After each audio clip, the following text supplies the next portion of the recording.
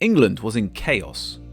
Stephen Coleridge, the Whigs' party hardman, was having his intestines slowly drawn out by the orders of Judge Jeffreys. The Duke of York was cracking down on all his enemies in Scotland by the judicial use of the boot and thumbscrews. Monmouth's political champion and manipulator, the Earl of Shaftesbury, was locked in the Tower of London. And to make these dangerous waters even murkier, William, Prince of Orange, had just arrived from the Netherlands. His mission? To again try and persuade Charles II to call a parliament, who in turn would hopefully vote for the exclusion of the king's brother to the throne. If this was not enough stress for the embattled king, his son, his beloved son, whom he loved so much, but had also caused him so much trouble, was gallivanting around like a true Restoration fop. His son had just returned to London from the South Midlands, where he had been winning hearts and minds and, of course, racing horses. As always, he was followed and cheered by the local populations, and on this tour he was accompanied by his constant companion, Thomas Armstrong, as well as Lord Grey and Ralph Montague. He based himself at Tunbridge Wells, a place very close to Monmouth's heart, and his reception must have touched him. The publication The Heroic Life proclaimed, "An incredible number of people came from all the adjacent places and rudely crowded after their rustic manner to see the eldest son of their king and sovereign, everyone extolling him to the skies, crying one to another, 'Oh, what a brave man he is!'" After a month of meeting the great and the good, the common and the poor, under the guise of hunting, bowls and dancing, and taking the waters, he returned to London, where as always he was warmly received, where his friends drank his Grace's health, commending him to the protection of heaven. And yet, Monmouth had to watch his step, because those steps were being watched and reported back to London, to his father, the King. The King's spies dogged his steps from London to Kent, down to Chichester, and then back to London, to be in time for the ceremonies which centred around the burning of the Pope's effigy, where it was said that the rabble drank healths to the Duke and the King conjunctively. Despite the troubles that Monmouth had faced in the last few years, despite him losing his military commands and civilian responsibilities, there were still opportunities to celebrate.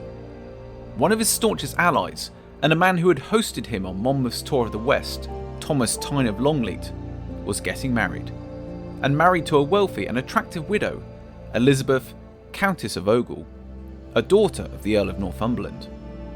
But like many things in Monmouth's life, disaster was soon to strike after a celebration. His friend's marriage was to prove an ugly failure. Lady Tyne soon eloped with a scandalous knave, the Swedish Count Königsmark. With the scandal this caused and the horror it soon inflicted, Tyne was removed from his command of the Wiltshire militia.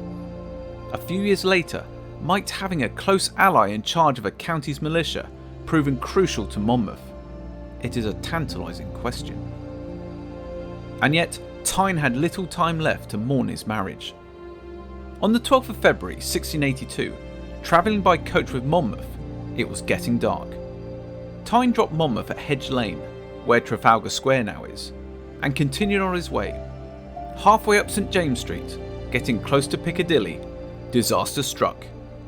3 horsemen emerged from the shadows, stopped Tyne's coach, and point blank shot him 5 times with their blunderbusses. Monmouth was always there for his friends and was the first to be at Tyne's bedside, whilst at the same time getting the judicial ball rolling to find the assassins.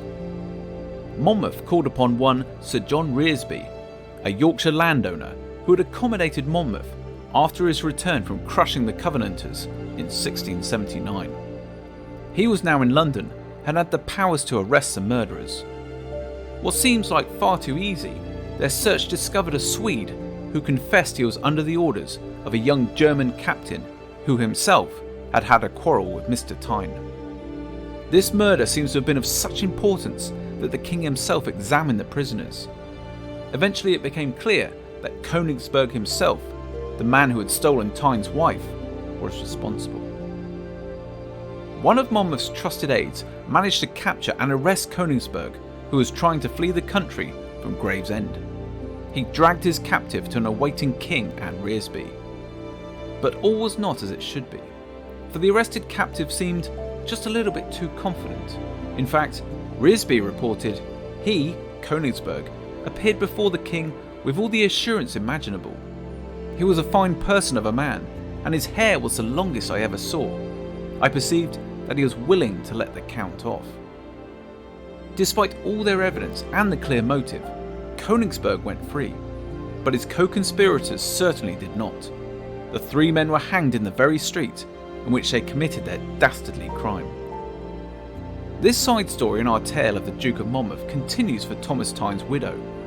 She didn't marry the Count, but ended up marrying the Duke of Somerset. 20 years later, she was the one who replaced Sarah, the Duchess of Marlborough, as Queen Anne's mistress of the robes. But for our hero Monmouth, he would never quite be the same after the murder of his close friend and supporter, Thomas Tyne. In 1685, his friend and the influence he commanded would be sorely missed. The next month, March 1682, was to prove just as tough for Monmouth. While still grieving his friend, he received a formal letter from his father stating he was to keep a respectful distance from the court. To add insult to injury, he received news that his despised uncle and enemy, the James Duke of York, had returned from Scotland. Because of York, Monmouth had already lost his role of Master of the Horse, and now he persuaded the king to remove the Chancellorship of Cambridge away from his nephew as well. The seeds of revenge, sown a long time ago, were now getting plenty of sunshine and water. Now, wherever Monmouth went, he started to find opposition. A complete opposite to the rapturous welcomes he received in the country. In April, the artillery company had invited the Duke of York as an honorary guest to a dinner. To combat this, the Whig party planned their own dinner for the Protestant Duke, but this sociable meeting being misrepresented to His Majesty, he was pleased to forbid the same. The distance between father and son was soon extended when Monmouth himself cornered the rising politician, Lord Halifax. "My lord, I have heard you move the king in council for a proclamation to forbid all persons keeping my company. Pray, who told your grace I had done so?" "I cannot say, my lord." "Then since your grace is upon those terms, I do not think fit to tell your grace whether I made such a notion or no." It is perhaps fortunate that Halifax turned away, as Monmouth was about to call him out for a duel. The king was furious that his son had questioned Halifax like this. In his privy council he raged, "No person whatsoever, having relation to my service, shall henceforth have any communion with the Duke of Monmouth." It is such a world away from the glory days when father and son, king and duke, radiated in each other's company. Could this troubled relationship ever be repaired? Let us take a few moments to see what Monmouth's arch-nemesis was doing at this very moment. The Duke of York must have seemed satisfied that his nephew's claim to the throne had seemed to be destroyed. The Whig party, Monmouth's political support, had been cut down, and many of their core members had met their end either by the rope or the axe. For those who have been following the videos on the Duke of Monmouth, you may know the little respect I have for the Duke of York. A bigot, a bully, a man of some personal courage and administrative talent however, but a man blinded to the needs and beliefs of the majority of the country by his religious narrow-mindedness. His actions in this period, although tainted by propaganda, for me show a harsh light on the real Duke of York. The infamous incident centred around the grounding and then the sinking of HMS Gloucester. The Duke of York was about to return to Scotland, collect his family from Edinburgh, and then bring them all back to London. The small royal fleet left Margate in Kent on the morning of the 4th of May, 1682, led by the flagship HMS Gloucester. This small fleet which sailed included the royal yacht Catherine, which had on board the naval administrator and diarist, Samuel Pepys. He certainly got about, didn't he? The voyage, however, was a disaster from the outset. Poor and dismal weather soon forced the fleet to moor up for the night. To inform the other ships of this decision, the Gloucester fired a gun signalling that the fleet should close and drop anchor. Confusion soon followed. 3 out of the 10 ships interpreted this signal as requiring them to immediately tack seawards, Captain Pickford explained. As a result, they became lost from the main fleet and never rejoined it. On the second day, things grew even more serious. As the sun was dropping beneath the horizon, an argument erupted between York, the Gloucester's pilot James Eyre, and several naval officers on the best course to navigate the dangerous Norfolk sandbanks. At the end of the second day of sailing, the Gloucester did not moor up. The weather was blustery, but the winds were blowing from a favourable direction, Pickford remembers. The diminished fleet of 7 ships, 3 still remained lost, continued to sail at a speed of somewhere around 6 knots through the darkness. This was a fast speed for large sailing ships at night time, and in marked contrast to the lack of activity on the previous night. On the 6th of May, the Gloucester ploughed into the Leyman and Ower sandbanks, located some 45 kilometres off Great Yarmouth. They were sailing at such a speed that the collision broke the rudder and killed the man at the tiller. Seawater poured into the stricken warship, and the crew knew the ship was doomed. Getting York, the heir to the throne, off safely was their main priority. Pickford remembers, James was, after all, the heir to the throne. The first priority had to be to save his life. Only after the Duke was safely away could attention be given to getting the other passengers and the crew into rescue boats. Now it is said that York did not want to abandon ship too early. When he was finally convinced to abandon ship, he delayed his departure even further by demanding he rescue his strongbox, which contained his diaries and important documents. This critical delay led up to 250 of the estimated 330 passengers on board drowning, including leading figures such as the nobleman Robert Kerr, Earl of Roxburgh. As soon as this news reached London, political pamphlets were printed in an attempt to outdo their opponents. Some proclaimed York as a resolute hero, keeping calm and saving men's lives, whilst the Whig pamphlets scorned his delay in abandoning ship as a papist conspiracy. They continued by stating that if he couldn't be entrusted to control a ship and its crew, what hope would we have as being King of England, Scotland and Ireland? York, you may guess, accepted no responsibility for the sinking, nor the drowning of so many, and indeed supported the trial, arrest and imprisonment of James Eyre. But eventually, the Duke of York and his family reached London, and before long he was causing trouble, and in unexpected areas. The Earl of Shaftesbury, a true enemy of York, was unsettled by the Duke's return, and in particular the news that the Duke's wife was becoming very close to the Duchess of Monmouth. Shaftesbury feared that if the two duchesses became too friendly, then perhaps there would be a reconciliation between the two dukes, an event Shaftesbury would not permit. His plan was sketched out by his recent manifesto, an agreement with the people. He wished to rearrange the whole of the nation's political life. The enfranchised classes were to be extended so they would essentially govern the country. There would be annual elections, and most importantly, Parliament would not, except by its own consent, be dissolved. Parliament would be able to elect judges, sheriffs and justices of the peace. The Privy Council would include lords elected by MPs and some MPs elected by the lords. As the manifesto stated, the stranglehold of Crown and Church on the country would be removed. And of course, reigning over this new system would be James Scott, Duke of Monmouth, the first constitutional monarch, a people's prince. But the king was one step ahead of any new political manoeuvres, for his heart had hardened. He elected a Tory mayor for London, as well as enforcing new regulations which gave the king the right to veto over his government's policies. He continued by crushing religious dissent. Religious dissent was now seen as political dissent. The non-conformists were soon to feel the royal fist of iron. Broadsheets ran with the chilling headlines of "Laws are to be put in execution against dissenters" and "Sir George Jeffreys has ordered that next Sunday the constables are to fall on meeting places with all severity." Opposition newspapers were quick to reply. The odious Tory Jeffreys was an instrument of popery and slavery. Bloody Jeffreys, murderer of good Stephen College.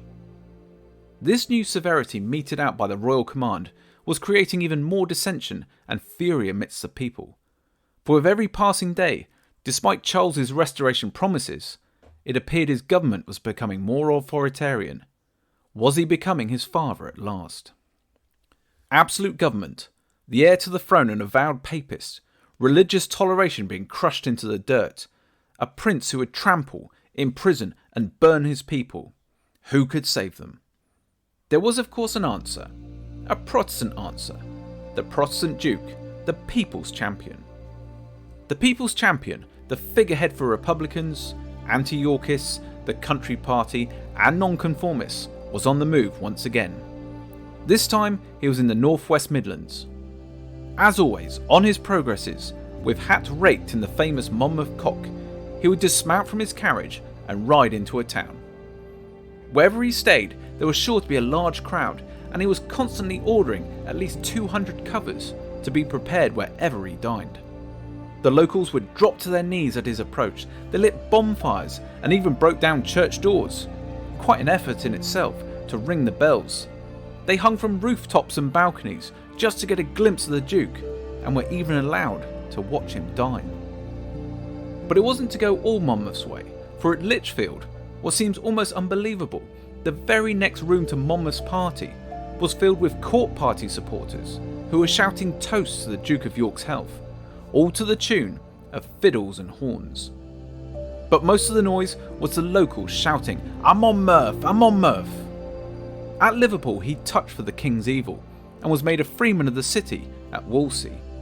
He was cheered on by vast crowds as he won a horse race. The heroic life reported, it was to the inexpressible grief of his enemies.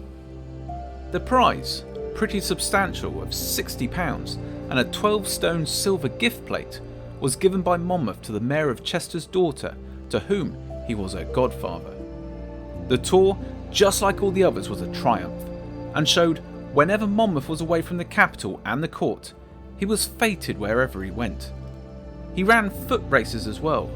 He was of wonderful agility, when he had outstripped the swiftest of races. He ran again in his boots and beat them, though they were running in their shoes. The cheers followed him as he moved about. In Chester the streets were rocked by, "I'm on Monmouth, I'm on Monmouth." At Nantwich, an old crone kissed his knee and exclaimed, "God in heaven bless you, you're so like your father." And at Gorsworth Hall, Lord Brandon held the Duke's stirrup as he mounted his horse and said, "By God, you shall be king." Lord Rivers, Delamere and Macclesfield all had Monmouth stay at their country houses. It would seem that all the Whig great and the good in this area was for Monmouth, and would surely rise for him. This was music to Monmouth's ears, the boost that he and his flagging campaign needed. Shaftesbury advice must have been pounding in the Duke's brain. Tell Cheshire to stand up to take up arms, then fly to the West Country, to Taunton, and raise your standard there. And once you are there in arms, I shall be at the head of my whopping brisk boys. Yet Monmouth knew the time was not right, not quite. He had assured himself of support in certain areas of the country. The Scots were looking promising.